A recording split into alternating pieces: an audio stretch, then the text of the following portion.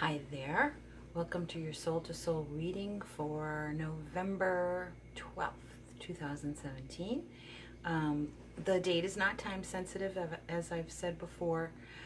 You can come back to this video at any time and watch it, and it will be relevant for you always, because the messages, while they are not general messages, they are universal. So like the more important truths that Spirit wants to keep us abreast of and really keep on the front burner of our consciousness for this time frame. And so, what was I going to say? Can't remember now. Sorry. Anyway, welcome to your Soul to Soul reading. This channel is called The Witching Hour. My name is Michelle and I'm a witch. And today I'm going to be using my Soul to Soul divination and oracle cards. Today's card is, along with the series that I'm doing, is card number 6, I believe, which is animals. And as I've said before, this goes along with something that I channeled, that Spirit gave to me regarding the 13 major areas of life as they were guiding me to prioritize. And this is, it fell along the lines of number 6, but it doesn't mean that it's necessarily prioritized in that order. But anyway, this is my animal card. These are just a few of my favorite animals. Probably the top few, the top 5, 6, however many there are on this card. These are the top ones that just really grab my heart. I love all animals. And animals feature on my family card as well. I've already done that card, and they feature on my family card as well because I don't make really that much distinction between humans and animals. Just maybe as species, but not really in rank, just distinction, I guess. So the top one is the tail of, I believe this is a humpback whale, preaching, black cat, yellow lab. This is a dog. This is actually a clip from a video, and the dog smiles when you take his picture. So beautiful. Peepers. These are frogs that you could hear. They're about yay big. They're about less than an inch big. And I used to hear them when I lived in New Hampshire. And I think it's probably one of the most magical sounds that I love, probably more than anything. Ranks up there on the top. I forget the name of this guy. My granddaughter could probably tell me. I forget the name of it. It's similar to like a prairie dog, gopher type animal, and they're in the mountains. And this is a clip from another video of this little guy. He makes this squeaking, screaming sound. It's really, really funny. And then there's a hummingbird, my favorite bird. So these are the ones that like really grab me. I just have an affinity for these animals the most. And so many others. And I also wanted to say that as far as having a spirit animal goes, that might be a separate reading, but they're included in this. And I even wore my a shirt that has a hummingbird on it. I picked randomly before I started this. I picked a card from the Fairy Ring Oracle, and I looked at it. I wanted something from that deck to accompany this reading, and what I picked was the Two of Summer, which is the Wayland Smith, the Smithy. And from what I just know off the top of my head about this card, because I'm still studying the deck, but I'm more skimming it over at this point. But anyway, what I understand this card to mean is creativity put to work, put to use. And I felt like I should look at it beforehand, so I did. And to me, the instant message came that animals and humans are at each other's service. And to me, it's talking of stewardship. and creativity, creating life for one another, and being in each other's service, that it's mutual. So whatever that conjures in your mind, you know, the ideas that you have about service of animals and how animals lovingly serve us with their love for us, their unconditional love. And yeah, probably might have to get into and how we, that's a two-way street in how we service our animal family. And that's how I refer to animals. And yeah, we'll probably get into that sensitive subject as far as being vegan, vegetarian, and omnivorous. So I won't get in it too much because I know it's sometimes a sensitive subject. But probably at least to throw my 2 cents in. And as far as what Spirit has said to me, or at least my spirit guide has said to me. So it isn't to open that up to some kind of contentious debate or anything, but more just to add a perspective amongst all of the ones that do exist. So I'm going to throw that in. I may as well just start now with it. When I was meditating once, and it was more of I believe it was more of a journey work that I did. A friend of mine calls me a shamanic witch, which I think is really cool because a lot of what I do is informed by shamanism. I didn't formally train or study anything, to be honest with you, as far as shamanism goes. It's more guided or instructed or given like advice to try this or that method, and journey work is one of those things, but I took naturally to it because I'm a hedge witch. So the mediumistic type qualities go hand in hand with shamanism, and the function and role of a witch in a community is right along the same path as shamanism. They're just parallel. They're parallel paths where the wise people of the community, not to elevate myself as having higher wisdom than other people. What I mean is just that shamans and witches, male or female witches and druids and whatnot, are the go-to people, I guess you could say, in your specific community for when you want the additional more to round out what you are already inclined to be aware of in your own practice, that you have someone to kind of help validate when you need validation, that third person perspective offered to you when we need it, or to look at your blind spots, and everybody needs that, witches and shaman, and everybody needs that. Everybody needs someone else, a third person perspective to offer that objectivity. So anyway, I was doing some journey work, and I asked my guide, it was specifically about animals. I saw,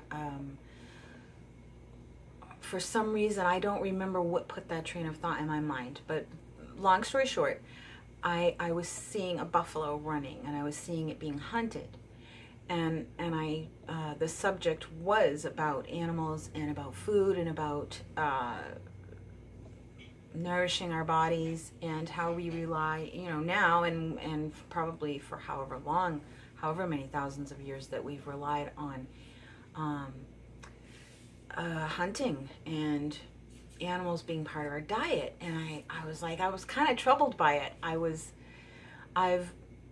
just examining it and really wanting a clear answer about it, because I grew up eating meat, but I never questioned it. It was just, there was no other frame of reference. So when I got older, I re-examined my practices that are more unconscious, that I do it just by habit. So anyway, long story short again, I was asking my my beloved spirit guide about that. And I went into a journey about it, journey meditation, and I saw a buffalo running, being hunted, and I was like, where is the fairness in that? I understand that animals hunt one another, okay? Not all of them do, but some do. Some are not meat eaters at all. They eat only vegetation. So I could understand. I was like, well, within the animal kingdom itself, some animals eat other animals. So why do we get so condemning when humans eat animals? You know, but I mean, we're cognizant in a different way than animals, but still, how would we feel if we were being hunted? You know, how would I feel? My God. You know, so is it fair that I'm at the top of the food chain, so to speak? Is that fair? I was asking him this. And I was like, I'm really troubled about this. I cannot live with myself harming an animal. You know, like I was said in my other video, it was like we forage and hunt at the grocery store now. It's done for us, so we don't see what happens. And plus, there's all that horrible, you know, abusive culling of animals, which we can all partake in unknowingly, but we can, now that we're more aware of it, we can, you know, avoid buying from particular places that do that. So that's good. But so I was asking him when I saw this buffalo, beautiful buffalo being hunted, and I said, "What? Oh my God! You know what? Is it okay to do this? Is it really, really okay?" And his answer to me, this was his answer to me. I said, where is the buffalo's choice in this scenario? How is it that the buffalo's choice is not there? He doesn't choose. He's not choosing to be killed this way. That's what I'm having a problem with. Animals can't choose to be hunted, you know, so I have a problem with that. That's where I felt was a problem to me, was that they don't have a choice, you know. And he said to me, these were his words, he said, the buffalo made okay, maybe I should look it up and show you the exact words, that he did not make the choice in his physical existence here in this life. Doesn't choose this. He did choose. He chose to be hunted in choosing to become a buffalo before, in the spirit realm. And so I understood, and I didn't just understand. What he was telling me was he did make his choice.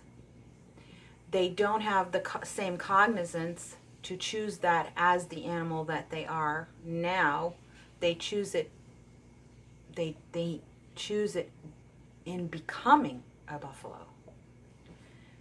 That it was an intentional choice to become a buffalo, to offer himself to be hunted prior to becoming a buffalo, if that makes sense. Okay, and now I believe and trust my spirit guide, and that answer was good. That served me and answered my question.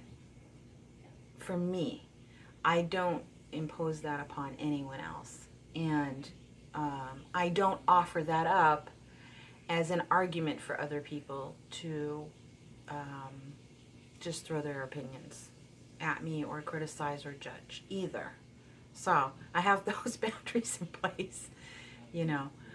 And like I was saying, that's my belief, and I trust my spirit guide. I feel safe with him and what he says to me. I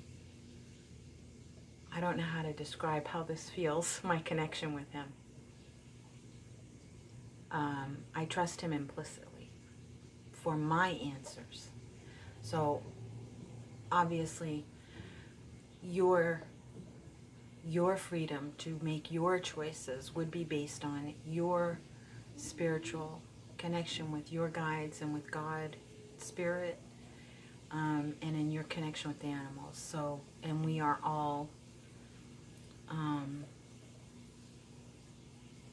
respectful of each other's, and those practices and beliefs may differ, but they are very individual, and so of course they're going to be different, but that doesn't mean that the differences makes them wrong, one wrong and one right, not in my opinion anyway.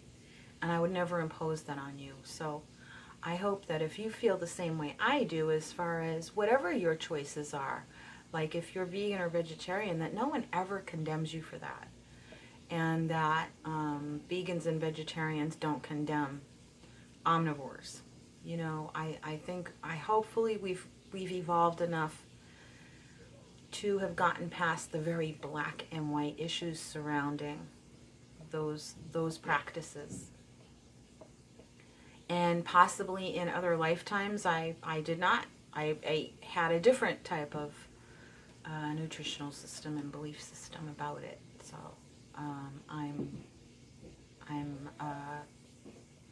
I embrace all of them. So I just wanted to put to front all of that and precede all of that with that. So my apologies if the explanation was rather lengthy, but it's such a sensitive issue. You know, when you call animals your family, and yet you know you rely on them for your nutritional sustenance, your survival, you know, your physical well-being and whatnot. It automatically presents that question. It certainly did for me. And I am fully at peace with the answer, and I do not abuse the privilege that has been given to me and through their offering to me. And those are my feelings, which I hope are respected, as I respect those of the feelings and beliefs of others as being sacred to them. So, with all that being said, I am going to continue now with the reading. So I picked 3 tarot cards from the Sacred Circle Tarot, asking Spirit to bring in at this time what is most sacred in our knowledge right now at this time, a universal sacred knowledge regarding our animal family on the earth and in our immediate families in our home. And what's the most important for us to know at this time, not specifically this date, but at this time in our evolution as conscious beings, all of us, humans and animals together, because we're all conscious. And I believe that the plant kingdom has consciousness as well. I've experienced it. I have absolutely experienced it. So you won't hear me squawking at people who eat vegetation and saying, you know, that plant has a consciousness and you're eating it, because they do, you know. And I'm saying that tongue in cheek. I wouldn't say that, you know, I'm not saying it to be sarcastic, but I have literally, it's not just a figurative thing, a little spiritual experience. It was a real life experience of encountering the actual consciousness of the plant kingdom that we depend on for our survival, and that they depend on us also for their survival, don't they? That we're not just stewards, we're family. We're family. We're not above animals and plants. We're not. We are absolutely not, and I feel a very strong conviction about that based on my own experience. So I don't mean to sound dogmatic to you. I'm just sharing with you my strong convictions, so they'll come out kind of passionately, and because I've communed with them, you know, and I'm sure many of you have. And I should say, no, we all have in our own individual ways. I know that for a fact, and I respect that has happened to all of us, you know, and I respect the sacredness of your experience with that. So while we may differ on some points, those distinctions are okay, and they don't draw lines of right and wrong. And it creates a lot of mutual respect and understanding for all of us. And if there is one universal right way that we're all headed towards, I mean, because who knows, maybe we're on a journey of eventually all of us becoming vegetarian or vegan. We very well could be, you know, but we're at this stage of the process right now. And to hold our animal family as sacred, always, regardless. So, with that all being said, I'll show you again the animal card. That's from my personal experience and connection. Had to know there's going to be a black cat on there, right? I know it's a stereotype, but I do really love black cats. And the stewardship in the sense of being equal with our animal family, animal and plant family. That we serve each other. Absolutely. Oh, I love that. And I looked at that before. I felt like I should. So, but I wanted to bring it in. And I don't know if I'm going to I'll bring it down to the table. I think I'll bring this down to the table and bring you back up when we're done. Because I want you to see my candle. It's in the shape of an owl. And I made this candle myself. I did not make the container myself. I poured the candle myself with beeswax. Sorry about the shakiness. I'm trying to get this to where you can see everything. I might have to do that. There we go. Okay. Whoops, another adjustment. Sorry. Okay. It's kind of hot, but I want you to see it. There. I don't know if you can see it. This is hand-blown glass in the shape of an owl. It's kind of tinted blue. And I poured the beeswax and used a wooden wick. I like wooden wicking in my container candles, and I make these and sell these too.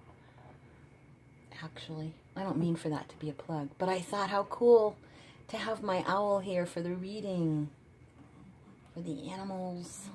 So beautiful. I love him. He's got a great energy. I'm going to get my other owl. Excuse me 1 second.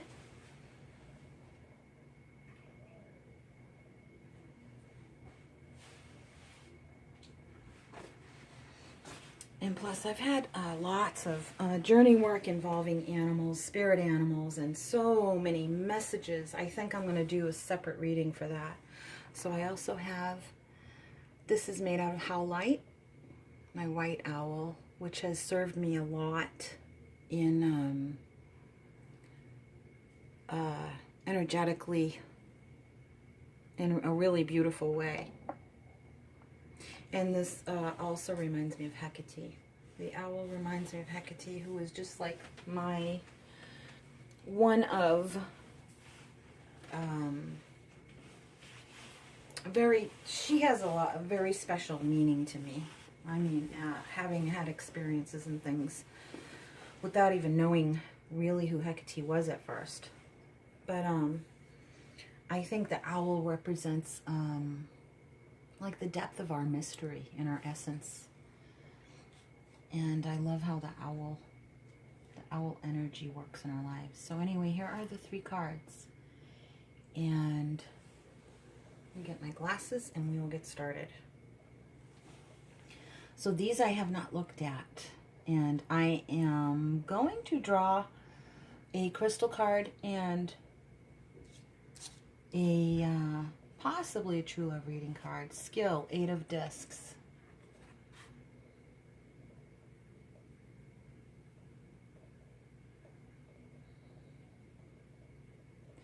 This is the card usually about, this is the card of Virgo, actually. I'm Virgo. That earthy sign, that mastery. Mastery, but not dominion. That's the words I'm getting. So the equality, do you see like how each, they're equal? One serving the other. That's what I'm getting, is that original message about that animal kingdom, and we are service in each other. And this is the skill card. This is the work card. Working for each other, working with each other, and not working against each other. I mean, when have animals ever worked against humans, you know? It's us working against them that we have to be mindful of. That's what this is. This is holding the energy to me. This card is holding the energy to me of us working more for our animal family. I'm going to keep going and see. I'm getting a lot of energy off of it without necessarily the words. So I'll try and articulate the words as I go along and see how they blend with these other cards. The next card is King of Swords. That is about applied wisdom and masculine, active, protective energy of the earth. But look at it's sword, so it's really about that sharp wisdom, that authoritative stance and solid position of protection for our animal family. Let me look at this a little bit more. Look at the geese in the background. They look like geese. And that looks like yarrow to me, growing. Oh, and there's a snake on the bottom.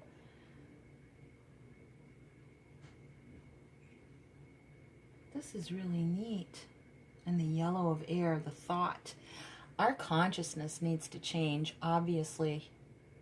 This is like strong energy coming in, you know, Spirit is saying, you know, our consciousness really, really needs to get amped up, and that it is being amped up.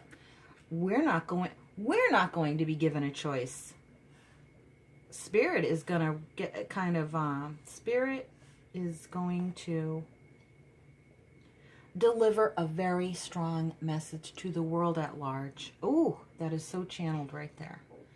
Spirit is going to deliver a very strong message to the world at large about the treatment of our animal family, the conditions in which our animal family live on the planet, the environment, the way that animals are treated, our animal family are treated. Yes, along the lines of how they're treated as a so-called resource, the inhumane harvesting and hunting, the inhumane harvesting and hunting, the really, I'm hearing the word illegal, I'm hearing the word inhumane, all of that is going, I'm getting a very strong message. This is going to be very, very, very, very much brought to the fore in very soon. I know it already is, and there are already the momentum has been developing for years and years now. I know that, but I feel a very strong wave of it coming, a very strong wave of it coming, and that will be contributing to that momentum, but it is going to catch like wildfire. It's going to be, the word I'm hearing is adamantly mandatory. Okay, ooh, I'm getting such strong energy off of that. Let me keep going here. Courage, Two of Wands. Oh my goodness, wow. Look at the warrior standing with two staffs, two wands. That to me is saying one is for humanity and one is for the animal kingdom. That we are defenders of both. We don't defend our so-called agenda. We are going to start defending our animal family. That's what I'm feeling from that card. We will stand in defense on their behalf. We will. We're going to. I feel it very, very, very strongly. That's great. That is great news. That is great news. I really feel this strongly. I'm telling you, I can feel it here in the room, and I feel it coming in a prophetic sense, but the time is now. The time is absolutely now, and it's going to be unfolding. Spirit is not going to, Spirit, I'm trying to get the words. The energy is so strong, and that it's just this very strong, passionate feeling. And the words aren't coming specifically. It's just, I'm overcome empathically with this feeling of defensiveness in a good way. I mean, like defense, defending their rights, defending their freedom, defending their cultivation, defending their breeding, defending their like like puppy mills, that type of horrible thing. Those things being more abolished, the breeding being more conscientious. Mindful practices being put into place regarding breeding, regarding adoption, regarding the overall care. What I feel is, I'm feeling more from the human perspective, like when we feel like, we can't do anything, I feel so powerless, you know. We don't just throw in the towel and say, well, I'm just not going to help it, but more of that feeling of powerless. Well, what can I do? I feel like what little I do is just a drop in the bucket. How is that going to turn the tide? I'm getting the strong feeling from this card that Spirit is going to turn the tide in a big way, like laws, like possibly even worldwide. That's what I'm getting. Worldwide. New standards being created worldwide. Kind of like I'm like keep seeing like the UN, almost like in that sense, like not like Big Brother is watching, not in that George Orwell sense, more like Big Brother is gonna take care of the animals, the animal family. Big Brother's got your back. We're gonna help you and save you, and we're gonna do what's right. And we're going to enforce these laws. That's what I feel. Big Brother's going to enforce these laws in a good way. You know, like your big brother protects you. You know, that feeling. That I keep getting that really strong. Big Brother is going to protect you. I feel it like on a worldwide sense, like there's going to be this huge animal rights, a worldwide animal rights law. Not law enforcement, but like the UN, only bigger and better, or at least more powerful in that respect. It won't be a front. Like people are just going to get sick of the animals being on the brink of extinction, you know, worldwide. That type of thing, like poaching and all of that. That whatever animals are used, not used, but whatever animals do get used as a food provision, that it's going to be enforced much more strongly, that it's more mindful and conscientious and humane. Okay, well, that's a good message. I'm glad we're getting that. Definitely. Oh, I feel it so strongly. I wish you guys could just feel the energy in this room. And I'm going to bring you back up here. In the sense that, like I said, wow, I wasn't expecting that. That was really strong. In the sense that, you know, that it feels universal, that's getting, I feel it strongly, like literally from Spirit. Spirit is going to do something big, in a big way, like worldwide. That's what I'm feeling. That is the message. That's exciting. You know, like literally, like the message I'm getting is like they're going to send down and like we're going to take care of this. Wow, that's crazy. I was not expecting that. So I'm gonna draw, let's see, why not? I'm gonna draw a card from the Crystal Oracle deck and from the True Love reading cards. So I'll go through these fast. I don't think I'm gonna, at this point I don't feel that I need to read from any of the books or anything. I'm getting the messages directly from the card itself and spirit, so whew, I'm feeling it strong. And I apologize, I should have gotten that quote out from my spirit guide. I should have gotten it from my my journal, because I wrote down the exact words. And ironically, I don't have animal spirit or spirit animal type oracle cards. I used to have a spirit animal book, Animal Speak. But I just didn't feel called to get any yet. So, here, I'm selecting the crystal card now. Best one, best energy to use to accompany this universal truth message that we're getting right here, live. Right here, right now. Okay, is that it? I don't feel it falling. All right. I don't know. Awakening crystal, emotional healing. Wow.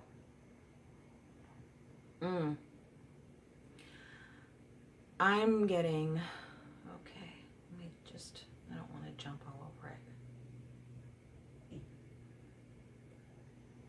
I'm seeing, these little thingies here, these little triangles that you can see kind of embedded in the crystal. I think they call those, I work with crystals a lot, but I don't claim to be any kind of expert or whatever. Those are like when you get a download into a crystal, when a crystal downloads all the information as it's developing in the earth. My feeling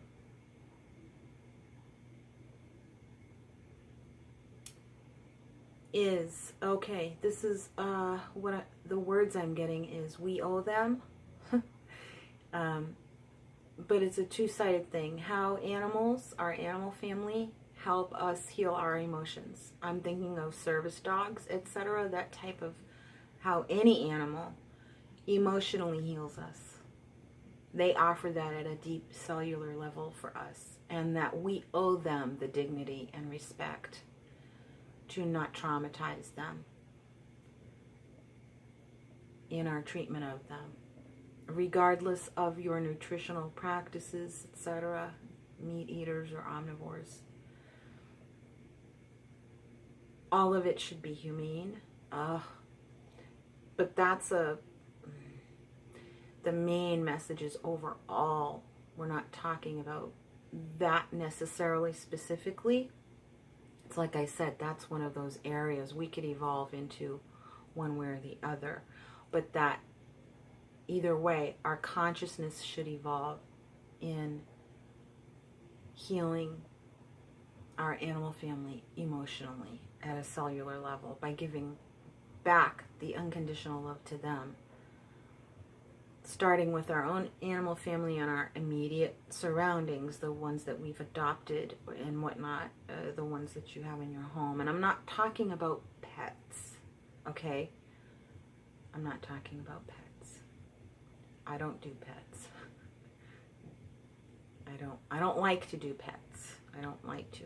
I can adopt and help because there's no other option for the animal. They can't be re-released out into their own natural environment.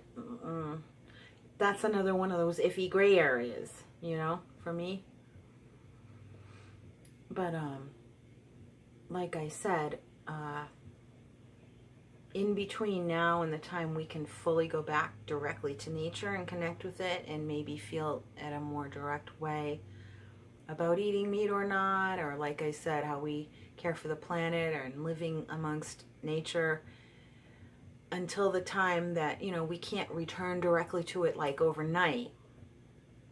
You know, you can't just go pitch a tent somewhere, and you can't just, you know, stop adopting animals and having them as pets and whatnot, you know. But we can do it gradually. We can evolve, and that will bring about their emotional healing. And it's going to take a while because they've been traumatized a lot, you know. And it's I keep seeing us giving them energy, like praying for them and sending them energy and healing. And yes, of course, taking that action. Whatever action step you can take, do so. Whatever it is. Even if it's you stop buying a particular product or brand or from a particular company. Like anything that fosters exploitation of their well-being, that isn't done in a mindful way. That we starve that beast to death. We starve it to death in a way, you know, that corporate beast or that, you know, I hope that makes sense. To save the real beasts, the real animals, you know. I hope that makes sense. So we're to return the favor, to be conscious and mindful of it.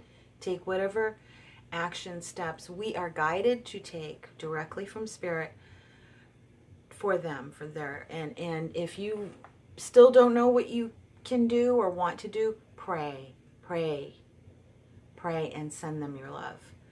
Whatever Spirit leads you to think about. That really does have power, I promise you. And yes, there are any number of small action steps we can take. There really are. We don't have to think about that for too long. You know, there's a lot of stuff we can do in a small way. Starving it to death is what I would say works the most. Don't give them your money, you know? Don't give people your money that you feel is not taking care of animals conscientiously. Like some people will be like, oh, I'm never going to SeaWorld again, which is great. You know, don't go to a zoo. Or if you do, that you contribute in a way that's more conscientious for you. There's so many different things. Here in Florida, there's Marineland. It's not the big commercial Marineland, but it's a visitation place to go see dolphins. But it's a so-called aquarium type setup. Then on the other coast of Florida, Clearwater, they have an animal rescue where there are dolphins that couldn't be re-released into the wild or they wouldn't survive. So more of a sanctuary type thing. But there are different, you know, there's a bunch of different ways to approach, you know, there are. And you don't have to worry so much about, what if I'm doing the wrong thing? You know, go easy on yourself. Hold the energy that you're not going to be condemning of others, and have the boundary that you don't allow other people to condemn you for your understanding at this time. You know, we're all evolving. We're all evolving. So let's all give one another a break and help our animal family at the same time. And like I said, I don't view humans as being superior. I just can't. I can't see us as being superior to any other species. I really can't. You know? I just don't.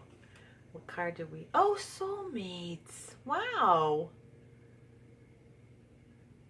We and our animal family are soulmates. That is amazing. I love that. They're butterflies. We are evolving. We are transforming. Look at that. And we serve one another. We honor one another. We support and help one another and heal one another.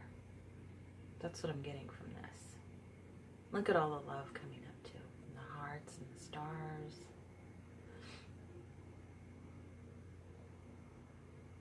Different breeds, the whole menagerie, literally, of human and animal together. Look at there, 2 humans with butterfly wings. It's like showing us that all the different components harmonize together. You know? We're all one species, kind of, in that respect. Well, that was lovely. And I'm glad to hear that something's coming. I feel it. Ooh, it's really, really strong. I wanted to leave you with that. Shoot. That's really cool. That's really cool. I'm sensing it. I got a weird feeling to say that I'm sensing it in like Great Britain and Europe. Like British Isles or Great Britain is gonna do something. There's gonna be a worldwide scale of how this is gonna get corrected, at least getting, changing the momentum of where things are going. And turning this all around, turning the crime and turning it around and making it right, and justice coming for our animal family. Oh, I feel it strongly.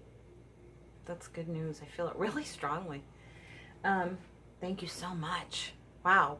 I know it was a bit long-winded, but what can I say? I hope you enjoyed it, and I'll talk to you soon. From my soul to yours, brightest blessings and much love. Take care. Bye-bye.